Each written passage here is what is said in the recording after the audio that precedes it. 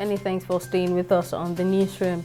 A High Court sitting in Port Harcourt, Rivers State, has granted bail to the embattled lawmaker representing Degema Boni Federal Constituency in the House of Representatives, Farah Dagogo, after being incarcerated for 62 days. Dagogo was granted bail to the tune of 20 million naira, or a surety in like sum with the landed property worth the same amount. Dagogo, a People's Democratic Party governorship aspirant in the state for the 2023 elections, was arrested by a team of policemen on April 28, 2022 at the venue of the screening exercise for the PDP's governorship aspirants in Port Harcourt, less than 4 days after Governor Nyesom Wike had reportedly declared him wanted for allegedly hiring suspected cultists to disrupt a screening exercise at the party secretariat.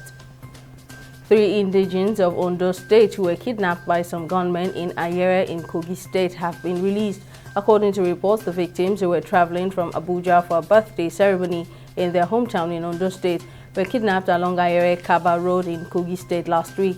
Although the Ondo State Police Public Relations Officer Fumilayo Odolami is yet to confirm the incident, a source, however, disclosed that the victims regained their freedom after the payment of 12 million naira ransom. The Minister of Interior, Rauf Aregbesola, has called on the Nigerian Correctional Services to spare no effort in ensuring that all escaped inmates are arrested and brought back into custody. The minister made the call on Monday at the opening of a 2-day retreat for senior management staff of the service in Sokoto State. Aregbesola directed that all officers must strategize and ensure the biodata of all inmates are harmonized with sister agencies, the Nigeria Financial Unit, banks, and the Interpol in order to track down all escaped inmates as they deliberate on operational targets for the next 5 years. In COVID-19 updates, China has slashed the quarantine time for inbound travelers by half on Tuesday in a major easing of curbs that have deterred cross-border travel and resulted in international flights running at just 2% of pre-pandemic levels. In recent months, China has cautiously eased curbs on cross-border travelers, with health officials saying the shorter incubation period of the Omicron variant allows for an adjustment of quarantine time. Earlier this month, China's aviation regulator said it had been in touch with some countries to steadily increase flight numbers in the second half of 2022. Recent figures released on Monday by the Nigerian National Petroleum Company Limited (NNPC) showed that the amount spent as subsidy on premium motor spirit, popularly called petrol, and on refinery rehabilitation between January and May this year was 1.301 trillion naira. The NNPC disclosed this in its latest presentation to the Federation Account Allocation Committee meeting for the month of June 2022. The NNPC added that the amount spent on petrol subsidy monthly has been depleting the revenues accruable to the Federation account and limiting the funds being shared by the 3 tiers of government.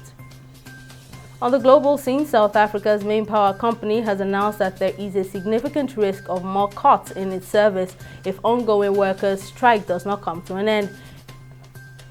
In a hastily arranged emergency briefing, a top official in the nation's power sector mentioned that the new power cut, also called load shedding in South Africa, could mean up to 6 hours without service a day.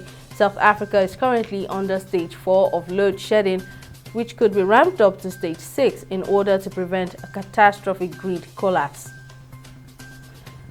Following lifting of the international tournament by the federal government, the Nigerian Basketball Federation on Tuesday has released a 12-man roster for the male national basketball team, who will represent Nigeria in the 3rd window of the FIBA African World Cup qualifiers.